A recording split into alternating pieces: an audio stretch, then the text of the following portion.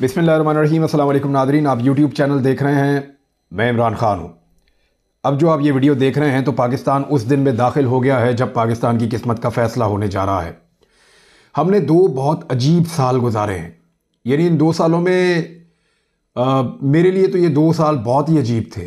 यानी मैं बार बार गिरफ़्तार हुआ, फिर मेरे साथ जो कुछ हुआ, जिस तरह मैं गायब कर दिया गया, मुझे अगवा किया गया और जिन हालात से मैं गुज़रा, मेरे लिए तो ये बहुत अजीब साल थे। ये 2 साल मैं इनको कभी भी नहीं भूल पाऊंगा, पाकिस्तान की कौम कभी नहीं भूल पाएगी। हमने इन 2 सालों में बेशुमार लोगों को अगवा होते हुए देखा, बेशुमार लोगों को कैद होते हुए देखा, बहुत सारा एहतजाज देखा, बहुत सारा अवामी रद्द-ए-अमल देखा, बहुत सारा तशद्दुद देखा, बहुत सारी जगहों पे हमने पुलिस की ब्रूटल टॉर्चर को देखा, बहुत सारी जगहों पे हमने ऐसा देखा कि लोग तशद्दुद से मारे भी गए। अभी तक ऐसे वाक़यात हो रहे हैं। अभी जो रीसेंट वाक़या हुआ है वो भी मैं आपके सामने रख देता हूँ। ये मुनस इलाही ने एक स्टेटमेंट जारी किया, इनके अलावा और बहुत सारे लोगों ने किया। एक्चुअली ये मुनस इलाही की अपनी पार्टी के बड़े अहम रुकन हैं और उनके बहुत करीबी हैं, बहुत पुराने। तो मैं उन्हीं के ट्वीट आपको पढ़ के सुना देता हूँ। मुनस इलाही ने कहा कि हमारे करीबी साथी मोहम्मद मसूद को गुजरात पुलिस उठाकर ले गई थी। कुछ दिन बाद उनकी लाश घर वालों के हवाले कर दी गई। ये सारी कार्रवाई डीपीओ गुजरात सैयद असद मुजफ्फर ने उनकी वफादारियां तब्दील करने के लिए की है। अब ये मुनस इलाही साहब का स्टेटमेंट है और इसके अलावा दीगर लोग भी कह रहे हैं। ये कल भी एक वाक़या मैंने आपको बताया था कि यहीं पे मंडी बहाउद्दीन में एक यही जो है मंडी बहाउद्दीन बिल्कुल साथ ही है गुजरात के। यहाँ पे भी कल एक वाक़या रिपोर्ट हुआ था इसी तरह का। फ्रस्ट्रेशन बहुत ज़्यादा बढ़ गई है, स्पेशली पुलिस की और इदारों की, और वो कोशिश कर रहे हैं कि कुछ भी करके आखिरी वक्त तक जिन लोगों को बिठाया जा सकता है या काबू किया जा सकता है उनको काबू किया जाए। इसको बहुत ज़रूरी समझा जा रहा है। ऐसे में कई लोग जो हैं वो सख्त बर्दाश्त नहीं कर सकते, उनकी इतनी सख्त नहीं होती कि वो सख्तियाँ बर्दाश्त करें। एक हलाकत हमने कल आपको रिपोर्ट की थी, जाँ बहक हो गए थे एक बुज़ुर्ग।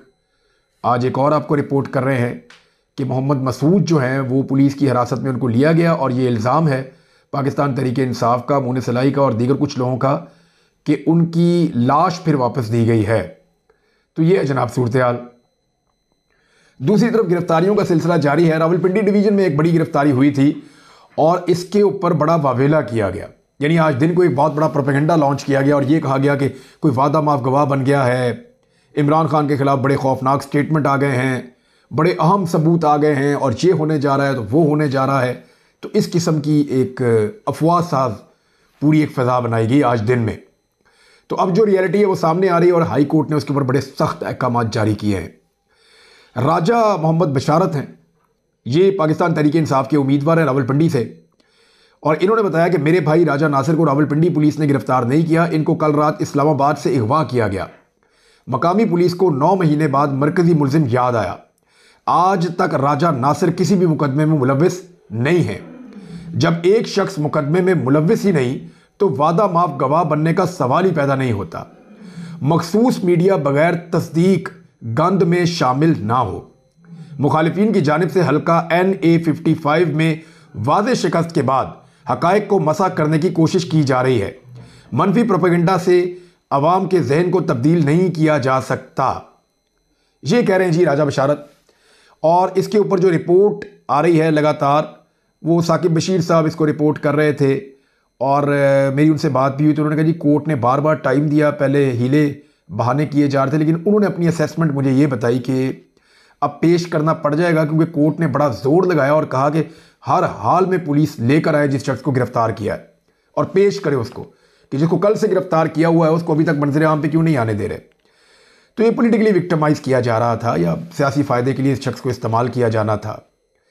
तो पुलिस अब मजबूर है और उन्होंने मुझे कहा कि मुझे ऐसा लगता है कि अब इसको बेल मिल जाएगी और ये अपने घर चला जाएगा और फिर ये इलेक्शन प्रोसेस में अपने भाई की मदद कर सकता है।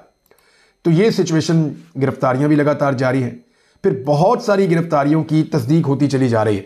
इलेक्शन एक ऐसे माहौल में हो रहा है जिस वक्त उसके ऊपर बहुत सारे सवालात उठा दिए गए हैं। आपको आज के दिन में निकलना है, निकल के वोट करना है और आपका वोट ही पाकिस्तान की किस्मत बदल सकता है। इतने वोट डालें, इतने वोट डालें, इतने वोट डालें कि बैलेट बक्सों के अंदर जगह ही ना बचे।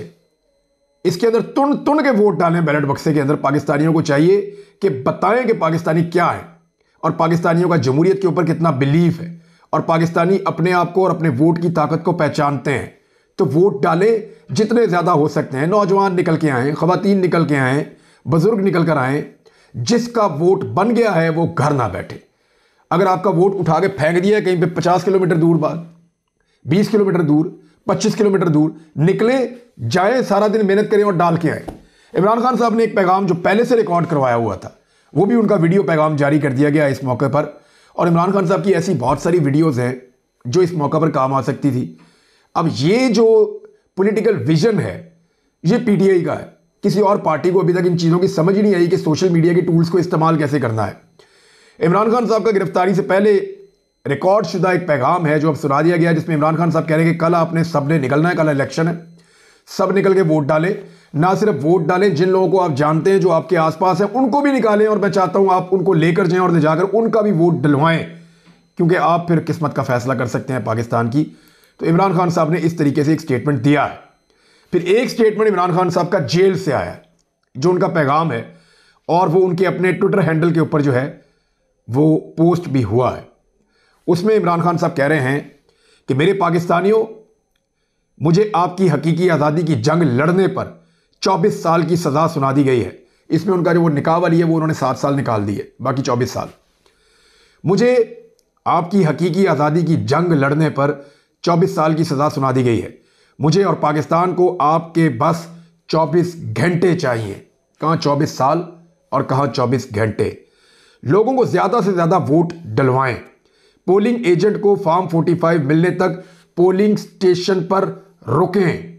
ये इमरान खान वोटर को कह रहे हैं कि आप वोट डालें और वह रुक जाएं और इंतज़ार करें जब तक कि आपके पोलिंग एजेंट को फॉर्म 45 नहीं मिल जाता, और फिर मुकम्मल रिजल्ट आने तक रिटर्निंग ऑफिसर के दफ्तर के बाहर पुरअमन तरीके से बैठे। फिर आरओ के दफ्तर चले जाएं, वहां जाके पुरअमन तरीके से बैठ जाएं आप, और इंतज़ार करें कि आपका नतीजा कब आता है।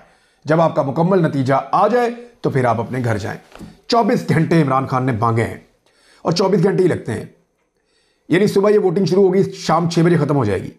जो लोग अंदर रह जाएंगे वो अगले आधे घंटे में फारिग हो जाएंगे, तो 6:30 7 बजे गिनती शुरू हो जाएगी। और गिनती का प्रोसेस जो है वो 1 1.5 घंटे का 2 घंटे का होता है।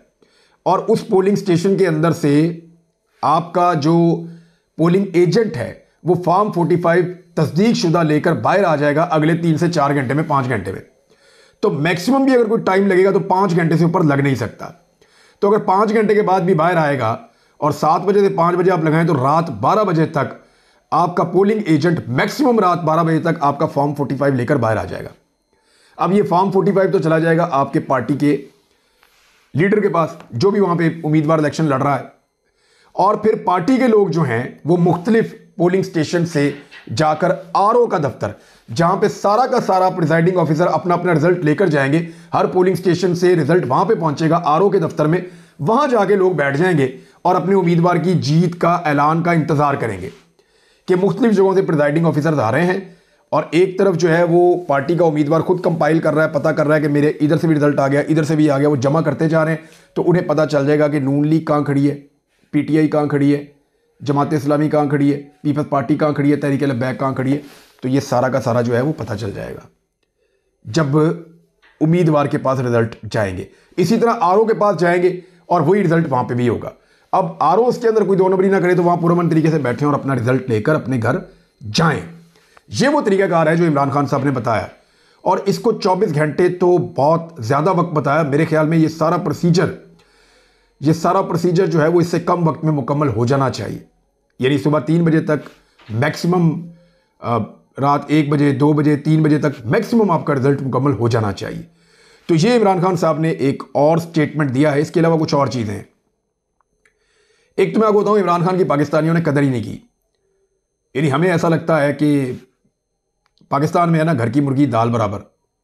अभी ये खबर छपी है द स्टैंडर्ड के अंदर, और वहाँ ये लिखा हुआ है कि बोरिस जॉनसन का और थेरेसा मे का एक मुकाबला होने जा रहा है। एक रेस लगी हुई है ऑक्सफोर्ड का चांसलर बनने के लिए। अब ऑक्सफोर्ड क्या है मुझे बताने की ज़रूरत नहीं है।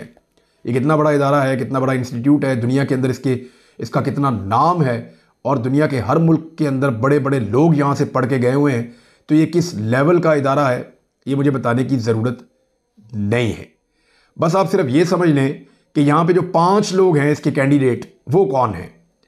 इसके अंदर जी एक कैंडिडेट हैं थ्रीसा में, एक है टॉनी ब्लेयर, एक है इमरान खान, और एक हैं बोरिस जॉनसन, और एक हैं रॉरी स्टीवर्ट। ये जी 5 उम्मीदवार हैं जिनमें से किसी एक को चांसलर बनना है इस इदारे का। ये है जी इमरान खान। क्या पाकिस्तान में दूसरा ऐसा आदमी है आपके पास? वी डू नॉट हैव, है ही नहीं हमारे पास दूसरा ऐसा आदमी। ये इमरान खान है, लेकिन हमने इसको किस में अंदर डाला? इद्दत में निकाह के केस में अंदर डाला। तोशा खाने के एक ज्वेलरी के केस के अंदर इसको अंदर डाला, और एक साजिश जिसका इसने बोला कि पाकिस्तान के खिलाफ हुई है, उसके ऊपर बात करने पे हमने इसको अंदर डाला और इसके ऊपर मुकदमे बना के 31 साल की सजाएं सुना दी इसको। ये है जी पाकिस्तान के अंदर सूरत हाल। और बहुत सारे लोग कह रहे हैं कि इमरान खान साहब के लिए हालात तब तक अच्छे नहीं होंगे जब तक कि इमरान खान साहब खुद हालात अच्छे नहीं करना चाहेंगे, कंप्रोमाइज़ नहीं करेंगे। लेकिन कंप्रोमाइज़ तो इमरान खान साहब नहीं कर रहे, और इस मुल्क के साथ किस तरह के मजाक हो रहे हैं वो मैं आपको बताता हूँ। एक तो PMLN सर्वे पे सर्वे करवा रही है अपने हक के अंदर, यानी कोई भी मोतबर सहाफ़ी या कोई भी मोतबर इदारा अभी तक ये नहीं कह पाया कि PMLN की मकबूलियत किसी भी जगह, किसी भी सूबे में, किसी भी हल्के में बेहतर है पाकिस्तान तरीके इंसाफ से। लेकिन वो टुटे पचे किस्म के इधर उधर से कोई गैर मकबूल किस्म के और टाउट किस्म के सर्वेस करवा के तो वो अपना जी बहलाने के बहाने ढूंढ रहे हैं। इस तरह के सर्वेस तो आ ही रहे हैं, लेकिन एक खबर जो अब मैं आपके सामने रखने लगा हूँ ये बड़ी अलार्मिंग है, और ये मेरे सामने वो इंटरव्यू भी है। ये कराची में KMC का एक ड्राइवर है। ड्राइवर को क्या आता है? कुछ भी नहीं। वो अपने मुंह से इंटरव्यू देते हुए कह रहा है, ये आप इसका चेहरा भी देख लें, इसका नाम है नियामत खान। ये अपने मुंह से इंटरव्यू देते हुए कह रहा है कि मुझे प्रिजाइडिंग ऑफिसर बना दिया है, ना मुझे पढ़ना आता है तो ना मुझे लिखना आता है, लेकिन फिर भी मुझे तैनात कर दिया है। मैंने बार बार उन्हें बताया कि आप मुझे ट्रेनिंग किस चीज़ की करवा रहे हैं भाई, ना मैं पढ़ सकता हूं ना मैं लिख सकता हूं, किस चक्कर में? लेकिन इसके बावजूद ये किस किस्म के इलेक्शन हो रहे हैं और ये क्यों इस तरह का काम किया जा रहा है, उसको क्यों तैनात कर दिया गया? और उसका कहना है कि उसके जैसे और बहुत सारे ड्राइवर हैं जिनको कराची के अंदर और सिंध में इस किस्म के कामों में लगाया जा रहा है। कितना अनफॉर्चुनेट है, कितनी बदकिस्मती है। वो शहर जहां पढ़े लिखे लोगों का अंबार है, वहां पे इस तरह के लोगों को इसलिए लगाया जा रहा है कि इन्हें समझ ही नहीं आएगी और हम धांधली कर लेंगे जो हम करना चाहते हैं। तो ये इलेक्शन कमीशन किसके लिए काम कर रहा है? क्या ये पाकिस्तान के लिए बेहतर होगा कि ड्राइवर्स को उठा के जिनको पढ़ना लिखना नहीं आता उनको बना दिया जाए प्रिजाइडिंग ऑफिसर? ये तो बेहतर नहीं होगा। ये तो ज्यादती आप इस मुल्क के साथ करने जा रहे हैं। बड़ी बदकिस्मती होगी अगर इस तरह के इकदाम किए जाएंगे। इनका नोटिस लिया जाना चाहिए, चाहे यहाँ पे बाद में दोबारा इलेक्शन करवाने पड़े, लेकिन ये चीज़ें काबिल कबूल नहीं होनी चाहिए। और ये खबर जो मैंने आपको अभी दी है, ये एक जर्नलिस्ट हैं नेमत खान, इन्होंने इस खबर को शेयर किया है और इन्होंने ये इंटरव्यू लिया है, तो उनके क्रेडिट पे ये खबर है, उनके हवाले से मैंने ये खबर आप तक पहुंचाई है। बाकी जी सूरत हाल आपके सामने। एक और इंटरनेशनली एक प्रेशर आया पाकिस्तान पे, दहशतगर्दी के वाक़यात में इजाफा हो रहा है, उस पर हम फिर बात कर लेंगे और इंशाल्लाह इससे पाकिस्तान निपटेगा भी। एमनेस्टी इंटरनेशनल ने इंसानी हकूक़ की दीगर तंजीमों के साथ मिलकर पाकिस्तानी हुकाम से यह मुतालबा किया है कि वो आइंदा इंतखाबात के दौरान मुल्क भर के तमाम शहरों के लिए इंटरनेट और डिजिटल कम्युनिकेशन प्लेटफॉर्म तक रसाई को यकीनी बनाएं। यह मुतालबा निगरान वज़ीर दाखिला गौहर एजाज के एक बयान के जवाब में सामने आया है, जिसमें उन्होंने 8 फरवरी को होने वाले इंतखाबात के दौरान इंटरनेट में खलल पड़ने और बंद होने के इम्कान को तस्लीम किया था। अब आलमी तंजीमें जो इंसानी हकूक़ की हैं वो भी, एमनेस्टी इंटरनेशनल भी, वो सब ये कह रहे हैं कि इंटरनेट बंद नहीं करना चाहिए। देखें, आलमी मुबस्सरीन आ रहे हैं, बैनुल अक़वामी सहाफ़ी आ रहे हैं, उन्होंने इस मुल्क से रिपोर्टिंग करनी है। जब आप उन्हें इंटरनेट तक की एक्सेस नहीं दे रहे तो वो क्या रिपोर्ट करेंगे? वो ये रिपोर्ट करेंगे पाकिस्तान में जो है बड़े मशकूक हालात के अंदर बड़े मुतनाज़ इंतखाबात हुए हैं, और फिर आपके इंतखाबात की क्रेडिबिलिटी ख़त्म हो जाएगी। इतना पैसा भी ज़ाया करेंगे और दुनिया इन इंतखाबात को गैर जमहूरी समझेगी, और अगर इनको मुस्तरद कर दिया गया तो फिर आपको क्या करना पड़ेगा? दोबारा इंतखाबात में जाना पड़ेगा या फिर कुछ और करना पड़ेगा इस मुल्क में। तो ये पाकिस्तान इसका खुमियाजा नहीं भुगत सकता। तो जनाब अब तक के लिए इतना ही। मेरी आपसे फिर गुजारिश है कि निकलें और निकलकर वोट डालें।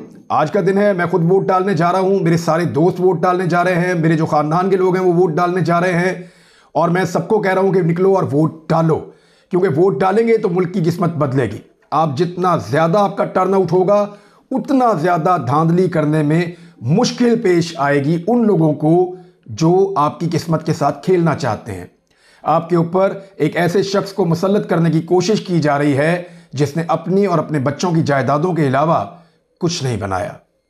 ये शख्स सिर्फ सड़कें बना के या ऐसे मंसूबे करता है जिसके अंदर कौम नहीं बनती, जिसमें कमीशन बनती है, और ये वज़ीर आज़म का काम नहीं होता। वज़ीर आज़म का काम होता है कौमें बनाना, कानून बनाना, रिफॉर्म्स करना, और इन्होंने हमेशा वो काम किया है जिससे ये कंट्रोल कर सके पूरी कौम को। और सिस्टम का बहुत बड़ा लाडला, उसका रास्ता सिर्फ आपका वोट रोक सकता है। अब तक के लिए इतने, अपना ख्याल रखिएगा, अपने इस चैनल का भी। अल्लाह हाफ़िज़।